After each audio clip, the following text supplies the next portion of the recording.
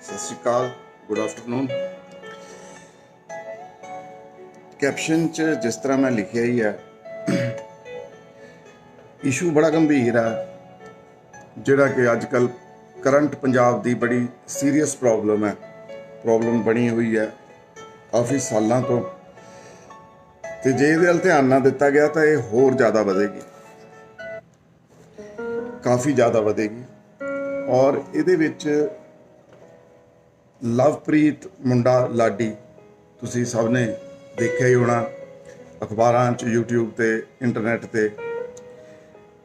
बरनाले कोले पिंड हैगा धनौला, ते उत्थे दी ये वसनीक सीगा। 21-22 साल का मुंडा, जवान, खूबसूरत। देखो आपां जब पंजाब दे अजकल तुसी कोई ना वरनैकुलर अखबार चक के देखो, उहदे विच एक गल बड़ी लिखी हुंदी है जी, आईलैट पास, आयल्स पास जिहनूं कहंदे आ। ते आईलैट पास लई बाहर जाण दा इच्छुक मुंडा चाहिदा ते खर्चा मुंडे वालियां वल्लों। ये आम है, तुसी कोई भी चक के देख लो पंजाब केसरी वरनैकुलर, ईवन इंग्लिश च भी होएगा, ट्रिब्यून च भी होएगा, पर वरनैकुलर दे विच क्योंकि उन्हां दी पहुँच उन्हां अखबारां दी उस सैगमेंट च है, जिहड़े उन्हां दे गाहक ने, जिहड़े इस चीज़ के इच्छुक ने बाहर जाण दे किसी भी मीन नूं अपना के, ते तुसी देखोगे कि ये चीज़ बहुत कॉमन हैगी। पंजाबी बाहर जाण दे नवे नवे ढंग लभदे रहिंदे आ, जिद्दां दा कोई ट्रेंड होवे। एक ट्रेंड आया सी अज तो 15-16 साल पहलां कि सिंगर बड़े बाहर जांदे सी, और जिहड़े बंदे दा गाण नाल कोई तलक भी नहीं, उन्होंने एजेंट सलाह दे दिंदे सी कि तू ना वड्डियां वड्डियां होर्डिंग्स, मतलब जिद्दां दी वड्डी फिल्म की होर्डिंग हुंदी है ना, क्रांति फिल्म की, ओडी होर्डिंग लगा दे दुआबे च, इधर जलंधर वाल फगवाड़ा साइड तुसी जाओ, लगियां हुंदियां सी होर्डिंग्स, ते सिंगर की फोटो आउणी, ते वो बंदे का गाण नाल हारमोनीयम फड़ना भी नहीं आंदा सी, बजाना तो बड़ी दूर की गल है, पर वो फोटोआं होर्डिंग्स दियां एम्बैसी च दिखाईयां जांदियां सी कि जी ये तो बड़ा पॉपूलर सिंगर है पंजाब। तो उदों वो वीज़ा लग भी जाता सीगा, टूरिस्ट वीज़ा लग गया, विजिटर वीज़ा लग गया, कैनेडा का, अमेरिका का, ईवन यूरोपीयन कंट्रीज़ का। वो फिर हौली हौली अंबैसी वालियां भी पता लग जांदियां चीज़ां, तो वो चीज़ बंद हो गई। फिर कोई होर ट्रेंड आ गया, बहुत तरह के ट्रेंड आए ने। फिर रागियां दे नाल साजी बन के जाण का ट्रेंड आया, कबूतरबाजी शुरू हुई। तो हुण अजकल क्योंकि एजुकेशन का वीज़ा खुल्लिया होया यंग स्टूडेंट्स नूं, जिहड़े ग्रैजुएट हुंदे आ जां प्री ग्रैजुएशन भी +2 तो बाद बाहरलियां यूनीवर्सिटीज़ बुलांदियां, तो हुण ये रस्ता अपनाया होया। तो ये जिहड़ा काबल स्टूडेंट है, जिहड़ा आयल क्लीयर कर लैंदा, फीस जमा करा दिंदा, जिन्ने परसेंटेज ऑफ मार्क्स चाहिए ने यूनीवर्सिटियां वालों, वो लै लैंदा, चलो वो तो चले जांदा। आप अपलाई किया, आप आयल्स क्लीयर किया, आप फीस जमा कराई, आप जाके उत्थे एडमिशन लई, आप पढ़ाई की, तो आप ही पार्ट टाइम काम किया। हौली हौली फिर पक्का होना जिन्हों कहते हैं कि PR मिल जाती है, परमानेंट रेजिडेंट। आ जिहड़ा दूजा ट्रेंड है कि जिहड़ा मुंडा इंग्लिश च तंग है, पंजाबियों की मेन बड़ी एक सीरीयस प्रॉब्लम है कि इंग्लिश च उन्हों का हत्थ तंग होंदा, खास तौर पर पिंडां च। आपां चंडीगढ़ की गल ना करिए, इत्थे पढ़ाई का म्यार थोड़ा होर हैगा। तुसीं सेंट्रल पंजाब की गल करो, आई होप आ पिछे मशीन चल रही है, बड़ा डिस्टर्ब नहीं कर रही, जे कर रही है तो आपां जगह बदल लैंदे, अंदर चले जाते हैं। इत्थे थोड़ी जी लाइटिंग ठीक होंदी है, तो मैं इत्थों गल करनी। तो वो मुंडा जिहड़ा अंग्रेजी तो डरदा भजदा, वो नहीं क्लीयर कर सकता एग्जाम, तो वो फिर रस्ता अपनाता कि उन्होंने कुड़ी इहो जी मिल जाए जिन्हें एल क्लीयर किया होवे, तो वो चले जे, वो फीस भी वो दिंदे आ, फिर हौली हौली वो पक्का हो जाती है, मैरिज पहलां कराई हुंदी है, तो मुड़ के वो मुंडे नूं उत्थे बुला लैंदी है पक्की होके, तो मुंडे नूं भी सिटीजनशिप मिल जाती है, तो आपदा काम करके गुजारा करते हैं। हज़ारां केस ऐसे होणगे जिन्हां च कोई झगड़ा नहीं होया होऊगा, जिन्हां च जैनुअन मैरिज होगी, तो उत्थे सैटल भी हो गए, बच्चे भी हो गए। कुछ केस ऐसे होंगे होणगे कि पहले ही गल हो जाती होगी कि भाई ये सिर्फ बाहर जाने लई है, कॉन्ट्रैक्ट मैरिज है, तो उत्थे जाके साल 1.5 साल बाद तू आपदे घरे, मैं आपदे घरे, वो भी चलो रिपोर्ट नहीं होंगे, कि वो भी क्योंकि अंडरस्टैंडिंग पहलां दी हुंदी है।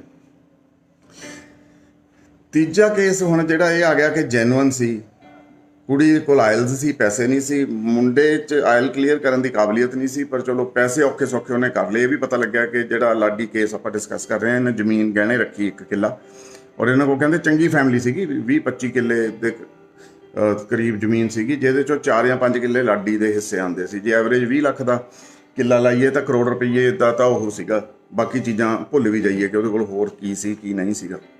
कुछ जमीन ठेके ते लैके भी वांदे सीगे।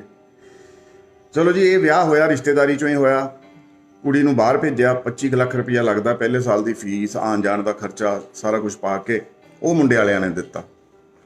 ਵਿਆਹ ਬਕਾਇਦਾ ਹੋਇਆ ਤੇ ਇਹ ਵੀ ਅੰਡਰਸਟੈਂਡਿੰਗ ਹੋਈ ਕਿ ਜੇ ਕਿਸੇ ਕਾਰਨਵਸ਼ ਜੇ ਕੁੜੀ ਦਾ ਵੀਜ਼ਾ ਨਹੀਂ ਲੱਗਦਾ ਤਾਂ ਵੀ ਸਾਡੀ ਬਹੂ ਹੈ ਇਹ, ਮਤਲਬ ਵਿਆਹ ਦਾ ਮਤਲਬ ਵਿਆਹ ਸੀਗਾ। ਲੋ ਜੀ, ਕੁੜੀ ਚਲੇ ਗਈ, ਕੁੜੀ ਨੇ ਐਡਮਿਸ਼ਨ ਲੈ ਲਈ ਜਿੱਥੇ ਵੀ ਸੀਗੀ, ਪਾਰਟ ਟਾਈਮ ਕੰਮ ਵੀ ਕਰਦੀ ਸੀ। ਫਿਰ ਪਾਰਟ ਟਾਈਮ ਕੰਮ ਕੀ ਕਰਦੇ ਆਪਣੇ ਬੰਦੇ, ਪੂਰਾ ਹੀ ਕੰਮ ਕਰਦੇ ਆ, ਬਿਨਾਂ ਲਿਖਤ ਪੜ੍ਹਤ ਤੋਂ ਕਰ ਲੈਂਦੇ ਆ। ਉਹ ਕੁੜੀ ਦੇ ਜੋ ਹੁਣ ਖਬਰਾਂ ਸਾਹਮਣੇ ਆਈਆਂ ਜਾਂ ਕੁਝ ਚੈਟਸ ਉਹਨਾਂ ਨੇ ਵਾਇਰਲ ਕੀਤੀਆਂ ਤਾਂ 11-11 ਘੰਟੇ ਦੀ ਉਹਦੀ ਸ਼ਿਫਟ ਸੀਗੀ, which is pretty good time to work. ਔਰ ਉਹ ਵੀ ਲੇਬਰ ਵਰਗਾ ਕੰਮ, ਖੜੇ ਰਹਿਣ ਵਾਲਾ ਕੰਮ, ਤਾਂ ਉਹ ਬੰਦੇ ਦੇ ਰਹਿੰਦਾ ਕੀ ਹੈ। ਲਓ ਜੀ, ਮੁੰਡੇ ਨੇ ਕੁੜੀ ਭੇਜਤੀ ਤੇ ਮੁੰਡਾ ਹੋ ਗਿਆ ਪਿੰਡ 'ਚ ਵਿਹਲਾ, ਪਹਿਲਾਂ ਵੀ ਵਿਹਲਾ ਹੀ ਹੋਣਾ। ਤੇ 6 ਮਹੀਨੇ ਲੰਘੇ, 8 ਮਹੀਨੇ ਲੰਘੇ, ਕੁੜੀ ਨਾਲ ਚੈਟ ਚੂਟ ਹੁੰਦੀ ਸੀਗੀ ਕਿ ਕਿੱਦਾਂ ਆ, ਤੇਰੀ ਪੜ੍ਹਾਈ ਕਿਵੇਂ ਆ, ਤੇਰਾ ਇਹ ਕਿਵੇਂ ਆ, ਉਹ ਕਿਵੇਂ ਆ। ਉਹ ਜਿਹੜੀ ਚੈਟ ਮੈਂ ਪੜ੍ਹੀ ਨਾ, ਜਿਹੜੀ ਹੁਣ ਡੈਥ ਤੋਂ ਬਾਅਦ ਉਹਦੇ ਮੁੰਡੇ ਦੇ ਘਰ ਵਾਲਿਆਂ ਨੇ, ਮੁੰਡੇ ਨੇ ਸੁਸਾਈਡ ਕਰ ਲਈ, ਆਪਾਂ ਗੱਲ ਉੱਥੇ ਹੀ ਸ਼ੁਰੂ ਕੀਤੀ ਸੀ। ਉਹਨੇ ਸਲਫੋਸ ਖਾ ਕੇ ਜੂਨ ਦੇ ਲਾਸਟ ਮਹੀਨੇ, ਆਹੀ ਜੂਨ ਜਿਹੜੀ ਗਈ ਹੈ, ਖੁਦਕੁਸ਼ੀ ਕਰ ਲਈ। ਤੇ ਖੁਦਕੁਸ਼ੀ ਨੋਟ 'ਚ ਉਹਨੇ ਕਿਸੇ ਨੂੰ ਜ਼ਿੰਮੇਵਾਰ ਨਹੀਂ ਠਹਿਰਾਇਆ। ਪਰ ਚਲੋ ਸਭ ਨੂੰ ਪਤਾ ਸੀਗਾ ਕਿ ਕੀ ਹਾਲਾਤ ਨੇ, ਕਿਹਨਾਂ ਹਾਲਾਤਾਂ 'ਚ ਉਹ ਗੁਜ਼ਰ ਰਿਹਾ, ਕੀ ਸੀਗਾ ਸਿਸਟਮ ਤੇ ਕੀ ਨਹੀਂ ਸੀਗਾ। Very unfortunate. ਤਾਂ ਜੀ ਉਹ ਚੈਟ ਪੜ੍ਹ ਕੇ ਤੁਹਾਡੀਆਂ ਅੱਖਾਂ 'ਚ ਆਂਸੂ ਆ ਜਾਣਗੇ, ਆਪਣੇ ਲੋਕਾਂ ਦੀ, ਪੰਜਾਬੀਆਂ ਦੀ, ਗੱਭਰੂਆਂ ਦੀ, ਯੰਗ ਮੁੰਡਿਆਂ ਦੀ ਡੈਸਪਰੇਸ਼ਨ ਟੂ ਗੋ ਅਬਰੋਡ। ਚਲੋ ਉਹ ਲੰਬੀਆਂ ਗੱਲਾਂ ਨੇ ਕਿ ਬਾਹਰ ਕਿਉਂ ਜਾਣਾ ਚਾਹੁੰਦੇ ਆ, ਇੱਥੇ ਦੇ ਸਿਸਟਮ ਨੂੰ ਗਾਲਾਂ ਕੱਢਦੇ ਆ, ਇੱਥੇ ਕਰਪਸ਼ਨ ਆ, ਇੱਥੇ ਇਹ ਹੈ ਉਹ ਹੈ, ਉਹ ਅਲੱਗ ਇੱਕ ਵਿਸ਼ਾ ਹੈਗਾ, ਆਪਾਂ ਉਸ 'ਚ ਨਹੀਂ ਜਾਣਾ। ਆਪਾਂ ਸਿਰਫ ਇਸ ਕੇਸ ਦੀ ਗੱਲ ਕਰਦੇ ਹਾਂ।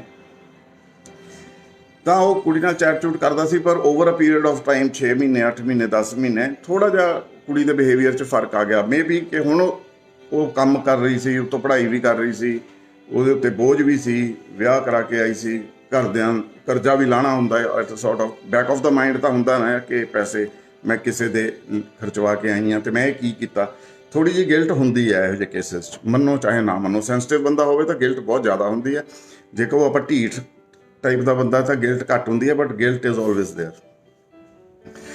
ਅਖੀਰ ਹਾਲਾਤ ਇਹ ਹੋ ਗਏ ਕਿ ਪਿੰਡ 'ਚ ਜਿਵੇਂ ਸ਼ਰੀਕੇਬਾਜ਼ੀ ਹੁੰਦੀ ਆ, ਉਹਨੂੰ ਕੈਨੇਡਾ ਵਾਲਾ ਕਹਿਣ ਲੱਗ ਗਏ ਸੀ ਸਾਰੇ, ਕੈਨੇਡਾ ਵਾਲਾ, ਇਹਨੇ ਤਾਂ ਕੈਨੇਡਾ ਚਲੇ ਜਾਣਾ, ਇਹ ਤਾਂ ਕੈਨੇਡਾ ਚਲੇ ਜਾਣਾ। ਤੇ ਹੌਲੀ ਹੌਲੀ ਜਦੋਂ ਜਾਣ ਦਾ ਕੋਈ ਹੀਲਾ ਵਸੀਲਾ ਨਹੀਂ ਬਣਿਆ ਤਾਂ ਸ਼ਰੀਕ ਵੀ ਫਿਰ ਤਾਨੇ ਤੁੰਨੇ ਮਾਰਦੇ ਆ ਕਿ ਤੇਰੀ ਤਾਂ ਜ਼ਮੀਨ ਵੀ ਗਈ, ਤੇਰੀ ਜਨਾਨੀ ਵੀ ਗਈ, ਤੇਰਾ ਕੈਨੇਡਾ ਵੀ ਗਿਆ। ਤੇ ਉਹ ਚੈਟ 'ਚ ਉਹਨੂੰ ਲਿਖਦਾ ਸੀਗਾ ਕਿ ਤੂੰ ਮੈਨੂੰ ਇੱਕ ਵਾਰੀ ਬੁਲਾ ਲਾ, ਹੁਣ ਕਰ ਕਾਗਜ਼, ਕਰ ਹੀਲਾ ਵਸੀਲਾ। ਮੈਨੂੰ ਤਾਂ ਇਹ ਨਹੀਂ ਸਮਝ ਆਉਂਦੀ ਕਿ ਹਜੇ ਉਹ ਆਪ ਸਟੂਡੈਂਟ ਆ, ਹਜੇ ਉਹਨੂੰ PR ਨਹੀਂ ਮਿਲੀ, ਉਹ ਇਹਨੂੰ ਕਿੱਦਾਂ ਬੁਲਾ ਲੈਂਦੀ। ਬਟ ਆਈ ਨੋ ਉਹ ਆਪਣੇ ਲੋਕ ਕਹਿੰਦੇ ਕਿ ਇੱਕ ਵਾਰੀ ਇੱਕ ਬੰਦਾ ਪਹੁੰਚ ਗਿਆ ਤਾਂ ਬਸ ਫਿਰ ਤਾਂ ਸਿਸਟਮ ਬਣ ਹੀ ਜਾਊਗਾ। ਕਾਗਜ਼ਾਂ ਕੂਗਜ਼ਾਂ ਦੀ ਜ਼ਿਆਦਾ ਪਰਵਾਹ ਨਹੀਂ ਕਰਦੇ, ਨਾ ਹੀ ਇੰਨੀ ਸਮਝ ਆ ਉਹਨਾਂ ਨੂੰ ਕਿ ਕਾਗਜ਼ ਪੂਰੇ ਕਰਨੇ ਕਿੰਨੇ ਜ਼ਰੂਰੀ ਹੁੰਦੇ ਆ ਜ਼ਿੰਦਗੀ 'ਚ। ਲਓ ਜੀ, ਉਹ ਕੁੜੀ ਨੂੰ ਇੱਥੇ ਤੱਕ ਤਰਲੇ ਕਰਦਾ ਕਿ ਤੂੰ ਮੈਨੂੰ ਪੈਸੇ ਭੇਜ ਦੇ, ਮੈਂ ਆਈਫੋਨ ਲੈਣਾ, ਤੇਰੀ ਟੌਰ ਬਣੂਗੀ। ਤੇ ਹੋਰ ਉਹ ਕਹਿੰਦਾ ਹੋਰ ਨਹੀਂ ਕੁਝ ਤਾਂ ਮੈਨੂੰ $100 ਦੀ ਫੋਟੋ ਹੀ ਖਿੱਚ ਕੇ ਭੇਜ ਦੇ, ਮੈਂ ਯਾਰਾਂ ਦੋਸਤਾਂ ਨੂੰ ਦਿਖਾਊਂਗਾ ਕਿ ਆਹ ਦੇਖੋ ਮੇਰੀ ਵਾਈਫ ਨੇ $100, ਇੱਦਾਂ ਦਾ ਹੁੰਦਾ ਕੈਨੇਡੀਅਨ ਡਾਲਰ, ਤੇ ਹੁਣ ਤਾਂ 6000 ਰੁਪਏ ਦਾ ਹੋ ਗਿਆ ਜਾਂ ਵਾਟ ਐਵਰ। ਫਿਰ ਉਹਨੂੰ ਪਤਾ ਲੱਗਿਆ ਕਿ ਉਹਦਾ ਉੱਥੇ ਕੋਈ ਅਫੇਅਰ ਚੱਲ ਰਿਹਾ ਹੈਗਾ, ਕਿ ਉਹਦਾ ਕਾਲ ਆ ਗਈ ਸੀ ਕਿ ਅਫੇਅਰ ਚੱਲ ਰਿਹਾ ਹੈਗਾ। ਤੇ ਅਫੇਅਰ ਚੱਲਣ ਦੇ ਨਾਲ ਥੋੜ੍ਹਾ ਜਿਹਾ ਝਟਕਾ ਤਾਂ ਇਨੀਸ਼ੀਅਲ ਲੱਗਦਾ ਹੀ ਆ ਬੰਦੇ ਨੂੰ, ਪਰ ਕੰਪਰੋਮਾਈਜ਼ਿੰਗ ਨੇਚਰ ਦੇਖੋ ਜਾਂ ਜੋ ਵੀ ਦੇਖੋ ਕਿ ਉਹਨੇ ਹੌਲੀ ਹੌਲੀ ਰੀਕਨਸਾਈਲ ਕਰ ਗਿਆ। ਇੱਥੇ ਰਹਿਣਾ ਇੰਨਾ ਔਖਾ ਹੋ ਗਿਆ ਸੀ ਕਿ ਕੁੜੀ ਨੂੰ ਕਹਿੰਦਾ ਕਿ ਤੁਸੀਂ ਮੈਨੂੰ ਬੁਲਾ ਲਾ ਯਾਰ, ਮੈਂ ਤੁਹਾਡੇ ਅਫੇਅਰ 'ਚ ਕੁਝ ਨਹੀਂ ਕਰੂੰਗਾ, ਜਿਹੜਾ ਵੀ ਮੁੰਡਾ ਹੈ ਮੈਂ ਘਰ 'ਚ ਪਿਆ ਰਹੂੰਗਾ, ਤੂੰ ਆਪਦਾ ਜਿੱਦਾਂ ਸਿਸਟਮ ਹੈ ਚਲਾਈ ਜਾਈਂ। ਅਖੀਰਲੀਆਂ ਚੈਟਾਂ 'ਚ ਉਹਨੇ ਇੱਥੇ ਤੱਕ ਕਿਹਾ ਕਿ ਮੈਂ ਏਅਰਪੋਰਟ ਤੋਂ ਹੀ ਚਲੇ ਜਾਊਂਗਾ ਆਪਦੇ ਰਸਤੇ, ਤੂੰ ਮੈਨੂੰ ਬੁਲਾ ਤਾਂ ਲੈ। ਹੁਣ ਉਹ ਕੁੜੀ ਦੀ ਮਨੋਦਸ਼ਾ ਕੀ ਸੀ ਆਪਾਂ ਨੂੰ ਨਹੀਂ ਪਤਾ, ਮਤਲਬ ਉਹਦੇ ਮਨ 'ਤੇ ਕੀ ਬੀਤ ਰਹੀ ਸੀ, ਕੀ ਨਹੀਂ ਬੀਤ ਰਹੀ ਸੀਗੀ, ਉਹ ਕਿਉਂ ਨਹੀਂ ਬੁਲਾ ਰਹੀ ਸੀ ਜਾਂ ਉਹ ਕਿਉਂ ਅਵੋਇਡ ਕਰਨ ਲੱਗ ਗਈ। ਮਤਲਬ ਹਾਲਾਤ ਵਿਗੜਦੇ ਵਿਗੜਦੇ ਇੱਥੇ ਤੱਕ ਵਿਗੜ ਗਏ ਕਿ ultimately that boy committed suicide. ਹੁਣ ਉਹ ਬਲੇਮ ਗੇਮ ਸ਼ੁਰੂ ਹੋ ਗਈ। ਵੂਮਨ ਕਮਿਸ਼ਨ ਵੀ ਉੱਥੇ ਪਹੁੰਚਿਆ ਉਹਨਾਂ ਦੇ ਪਿੰਡ, ਕਹਿੰਦੇ ਕੁੜੀ ਨੂੰ ਵਾਪਸ ਬੁਲਾਓ, ਡਿਪੋਰਟ ਕਰੋ, ਤੇ ਸਾਰਾ ਕਸੂਰ ਕੁੜੀ ਦਾ ਕੱਢਦੇ ਆ। ਮੈਂ ਕੁੜੀ ਨੂੰ ਕੋਈ ਦੁੱਧ ਧੋਤਾ ਨਹੀਂ ਕਹਿੰਦਾ, ਪਰ ਇਹ ਕਸੂਰ ਇੱਕ ਦੋ ਇੰਡੀਵਿਜੂਅਲਸ ਦਾ ਨਹੀਂ ਹੈ, ਸਾਰੇ ਸਿਸਟਮ ਦਾ, ਸਾਰੇ ਸਮਾਜਿਕ ਤਾਣੇ ਬਾਣੇ ਦਾ, ਜਿਨ੍ਹਾਂ ਨੇ ਇੱਦਾਂ ਦੇ ਹਾਲਾਤ ਕ੍ਰੀਏਟ ਕੀਤੇ। ਜਿਹੜਾ ਸਿਸਟਮ ਕਿ ਕੈਨੇਡਾ ਜਾਂ ਇਹ ਵੈਸਟਰਨ ਵਰਲਡ ਨੂੰ ਸਵਰਗ ਸਮਝ ਬੈਠਾ ਅਤੇ ਇੱਥੇ ਨਰਕ ਸਮਝ ਬੈਠਾ। ਇੱਕੋ ਸਾਈਕੀ ਜਦ ਜੰਮਦਾ ਹੀ ਬੱਚਾ 5, 6, 8 ਸਾਲ ਤੋਂ ਹੀ ਜਿਹਦੇ ਦਿਮਾਗ 'ਚ ਕੀੜਾ ਪੈ ਜਾਂਦਾ ਕਿ ਮੈਂ ਤਾਂ ਬਾਹਰ ਜਾਣਾ, ਉਹ ਬਾਹਰ ਜਾਣ ਦੇ ਚੱਕਰ 'ਚ ਇੱਥੇ ਕੁਝ ਕਰਨਾ ਹੀ ਨਹੀਂ ਚਾਹੁੰਦਾ। ਪੜ੍ਹਦਾ ਵੀ ਨਹੀਂ, ਪੜ੍ਹਦਾ ਇਸ ਲਈ ਨਹੀਂ ਕਿ ਜੀ ਇੱਥੇ ਦੀ ਪੜ੍ਹਾਈ ਉੱਥੇ ਕੰਮ ਨਹੀਂ ਆਣੀ। ਇਹ ਇੱਕ ਚੀਜ਼ ਪੜ੍ਹਾਈ ਤਾਂ ਯਾਰ ਚਲੋ ਮੈਂ ਅਕੈਡਮਿਕ ਕੁਆਲੀਫਿਕੇਸ਼ਨ ਦੀ ਨਹੀਂ ਗੱਲ ਕਰਦਾ, ਪਰ ਪੜ੍ਹਾਈ ਤਾਂ ਇੱਕ ਗਿਆਨ ਹੈ, ਸਮੁੰਦਰ ਹੈ। ਇਹ ਤਾਂ ਕਿਤੇ ਵੀ ਕੰਮ ਆ ਸਕਦਾ ਲਾਈਫ 'ਚ, ਕਿਤੇ ਕਿਸੇ ਵੀ ਫਾਰਮ ਦੇ ਵਿੱਚ। ਇਹ ਕਹਿਣਾ ਕਿ ਇੱਥੇ ਦੀ ਪੜ੍ਹਾਈ ਉੱਥੇ ਕੰਮ ਨਹੀਂ ਆਉਂਦੀ, ਇਹ ਵੀ ਇੱਕ ਬਹਾਨਾ ਹੈ ਇੱਥੇ ਨਾ ਪੜ੍ਹਨ ਦਾ, ਵਿਹਲੇ ਰਹਿਣ ਦਾ। ਤੇ ਹੁਣ ਚਲੋ ਸੁਸਾਈਡ ਦੀ ਗੱਲ ਹੋ ਗਈ, ਕੁੜੀ ਦੇ ਪਿੱਛੇ ਸਾਰੀ ਦੁਨੀਆ ਪੈ ਗਈ, ਪ੍ਰੈਸ ਪੈ ਗਈ, ਮੀਡੀਆ ਪੈ ਗਿਆ। ਪਰ ਗੱਲ ਜਿਹੜੀ ਸੋਚਣ ਵਾਲੀ ਇਹ ਆ, ਉਹ ਕੁੜੀ ਦੇ ਘਰਦਿਆਂ ਨੂੰ ਇੱਥੋਂ ਤੱਕ ਕਹਿੰਦੇ ਕਿ ਜੀ ਇਹ ਕੁੜੀਆਂ ਵੇਚਦੇ ਆ, ਕਿ ਜੇ ਉਹ ਕੁੜੀਆਂ ਵੇਚਦੇ ਤੁਸੀਂ ਕੁੜੀਆਂ ਖਰੀਦਦੇ ਹੋ, ਫਿਰ ਵੇਚਣ ਦੀ ਕੈਟਾਗਰੀ ਕੀ ਹੈ ਕਿ ਉਹ ਐਗਜ਼ਾਮ ਕਰੈਕ ਕੀਤਾ ਹੋਇਆ, ਜਿਹੜਾ ਕਿ ਆਪਣੇ ਮੁੰਡੇ ਤੋਂ ਨਹੀਂ ਹੋ ਸਕਦਾ। ਸੋ ਇਹ ਬੜੀ ਅਨਫੋਰਚੂਨੇਟ ਦੀ ਗੱਲ ਹੈ, ਔਰ ਇਹ ਸਾਰੇ ਪੰਜਾਬ ਦਾ ਦੁਖਾਂਤ ਹੈ ਸਰ। ਇਹ ਇੱਕ ਘਰ ਦੀ ਕਹਾਣੀ ਨਹੀਂ ਹੈ, ਇਹ ਇੱਕ ਕਹਾਣੀ ਉਹ ਹੈ ਜਿਹੜੀ ਸੁਸਾਈਡ ਕਰਕੇ ਸਾਹਮਣੇ ਆ ਗਈ। ਇਹੋ ਜਿਹੀਆਂ ਕਿੰਨੀਆਂ ਕਹਾਣੀਆਂ ਹੋਣਗੀਆਂ ਜਿਹੜੀਆਂ ਪਰਦੇ ਦੇ ਥੱਲੇ ਹੋਣਗੀਆਂ, ਕਈ ਸਾਹਮਣੇ ਨਹੀਂ ਆਈਆਂ। ਮੇਰੇ ਕੁਝ ਜਾਣਕਾਰੀਆਂ ਦੇ ਵਿੱਚੋਂ ਹੈਗਾ, ਯੰਗ ਮੁੰਡਾ, ਹੁਣ ਚਲੋ ਸਾਡੀ ਉਮਰ ਹੋ ਗਈ ਜ਼ਿਆਦਾ, ਪਰ ਇਹ ਇਸ ਸੈਗਮੈਂਟ ਦੇ ਬੱਚੇ 18, 19, 20, 21, 22 ਸਾਲ ਦੇ ਹੁੰਦੇ ਆ ਜਿਹੜੇ ਸਟੂਡੈਂਟ ਵੀਜ਼ਾ ਲੈ ਕੇ ਬਾਹਰ ਜਾਣਾ ਚਾਹੁੰਦੇ ਆ। ਸੋ ਇਹ ਬੜਾ ਅਨਫੋਰਚੂਨੇਟ ਇੰਸੀਡੈਂਟ ਹੋਇਆ, ਤੇ ਇਹ ਆਪਾਂ ਨੂੰ ਸਮਝਣ ਦੀ ਲੋੜ ਆ। ਜਿਹੜਾ ਮੈਂ ਕਨਕਲੂਜਨ ਆਪਦੀ ਲਿਮਿਟਿਡ ਸਮਝ ਬੂਝ ਨਾਲ ਕੱਢਣਾ ਚਾਹੁੰਦਾ ਕਿ ਆਪਾਂ ਨੂੰ ਬੱਚਿਆਂ ਨੂੰ ਇਸ ਟਾਈਪ ਦੀ ਗਰੂਮਿੰਗ ਕਰਨੀ ਚਾਹੀਦੀ ਹੈ ਕਿ ਉਹ ਇੱਦਾਂ ਦੇ ਚੱਕਰ 'ਚ ਨਾ ਫਸਣ। ਜੇ ਚਲੋ ਬਾਹਰ ਜਾਣ ਦੇ ਮੈਂ ਖਿਲਾਫ ਨਹੀਂ ਹੈ, ਕੋਈ ਮਾੜੀ ਗੱਲ ਨਹੀਂ ਹੈ, ਪਰ ਸਹੀ ਤਰੀਕੇ ਨਾਲ ਜੈਨੂਅਨ ਆਪਦਾ ਤਰੀਕਾ ਕਰਕੇ, ਆਪ ਡਿਜ਼ਰਵ ਕਰਕੇ, ਆਪਦੇ ਕਾਗਜ਼ ਆਪ ਭਰ ਕੇ ਜਾਣਾ ਮੇਰਾ ਖਿਆਲ ਹੈ ਕਿ ਬੈਟਰ ਹੈ। ਨਹੀਂ ਤਾਂ ਦੇਖ ਲਓ, ਜੇ ਮੁੰਡਾ ਜਨਾਨੀ ਨੂੰ ਬੁਲਾਉਂਦਾ ਜਾਂ ਜਨਾਨੀ ਮੁੰਡੇ ਨੂੰ ਬੁਲਾਉਂਦੀ ਹੈ ਤਾਂ ਉਹਦਾ ਕਿੰਨਾ ਸੈਡ ਐਂਡ ਹੁੰਦਾ ਹੈਗਾ। ਬਹੁਤ ਦੁਖਾਂਤ ਵਾਲੀ ਗੱਲ ਹੈਗੀ। ਤੁਸੀਂ ਸਾਰਿਆਂ ਨੇ ਅਖਬਾਰਾਂ 'ਚ ਪੜ੍ਹਿਆ ਹੋਊਗਾ, ਦੇਖਿਆ ਹੋਊਗਾ। ਮੈਂ ਜੇ ਤੁਹਾਨੂੰ ਕੋਈ ਗੱਲ ਪਤਾ ਜਾਂ ਮੇਰੀ ਕੋਈ ਗੱਲ ਗਲਤ ਹੋਈ ਹੈ, ਕੋਈ ਫੈਕਟ ਮੈਥੋਂ ਗਲਤ ਦੱਸਿਆ ਗਿਆ ਤਾਂ please try to correct me. Purpose ਇਹ ਸੀ ਕਿ ਚਲੋ ਜਿਨ੍ਹਾਂ ਨੂੰ ਨਹੀਂ ਪਤਾ ਉਹਨਾਂ ਨੂੰ ਪਤਾ ਲੱਗ ਜਾਏ ਕਿ ਕਿੱਦਾਂ ਦਾ ਇੰਸੀਡੈਂਟ ਹੋਇਆ, ਅਤੇ ਇਹਦਾ ਕਾਰਨ ਬੜਾ ਵੈਲ ਅਬਜ਼ੋਰਵਡ ਇਨ ਆਵਰ ਸੋਸਾਇਟੀ ਹੈ, ਇਨ ਆਵਰ ਸਾਈਕੀ ਹੈ, ਖਾਸ ਤੌਰ 'ਤੇ ਪੰਜਾਬੀਆਂ ਦੀ। ਹੁਣ ਤਾਂ ਹਰਿਆਣਾ ਵੀ ਸ਼ੁਰੂ ਹੋ ਗਿਆ। ਪਹਿਲਾਂ 2 ਕਮਿਊਨਿਟੀਜ਼ ਜਿਹੜੀਆਂ ਸਭ ਤੋਂ ਜ਼ਿਆਦਾ ਜਾਂਦੀਆਂ ਸੀਗੀਆਂ ਬਾਹਰ, ਉਹ ਪੰਜਾਬੀ ਸੀ, ਫੋਲੋਡ ਬਾਏ ਗੁਜਰਾਤੀ। ਗੁਜਰਾਤੀ ਥੋੜ੍ਹੇ ਚੰਗੇ ਕੰਮਕਾਰ 'ਚ ਜਾਂਦੇ ਸੀ। ਗੁਜਰਾਤੀ ਤੁਹਾਨੂੰ ਉੱਥੇ ਲੇਬਰ ਕਰਦਾ ਨਹੀਂ ਮਿਲੂਗਾ, ਪਰ ਆਪਣੇ ਲੋਕ ਉੱਥੇ, ਮੇਰਾ ਕਹਿਣ ਲੱਗਿਆ ਦੁੱਖ ਹੁੰਦਾ ਕਿ ਘਟੀਆ ਤੋਂ ਘਟੀਆ ਕੰਮ ਕਰਦੇ ਆ। ਜਿਹੜਾ ਇੱਥੇ ਚਾਹ ਦਾ ਕੱਪ ਚੱਕ ਕੇ ਨਹੀਂ ਪੀਂਦੇ, ਬੇਬੇ ਲਿਆ ਕੇ ਰੋਟੀ ਦਿੰਦੀ ਸੀ ਮੰਜੇ 'ਤੇ ਬੈਠੇ ਨੂੰ, ਉੱਥੇ ਐਸਾ ਐਸਾ ਕੰਮ ਕਰਦੇ ਮੈਂ ਖੁਦ ਦੇਖਿਆ ਕਿ ਦੁੱਖ ਲੱਗਦਾ, ਜਾਂ ਕਈ ਵਾਰੀ ਹਾਸੀ ਵੀ ਆਉਂਦੀ ਹੈ ਕਿ ਦੱਸੋ ਇਹ ਕਿਹੜੇ ਲੋਕ ਸੀ। ਔਰ ਘਰੇ ਠੀਕ ਠਾਕ ਹੋਊਗਾ, ਗੱਡੀ ਵੀ ਹੋਊਗੀ, ਟਰੈਕਟਰ ਵੀ ਹੋਊਗਾ, ਜ਼ਮੀਨ ਵੀ ਹੋਊਗੀ।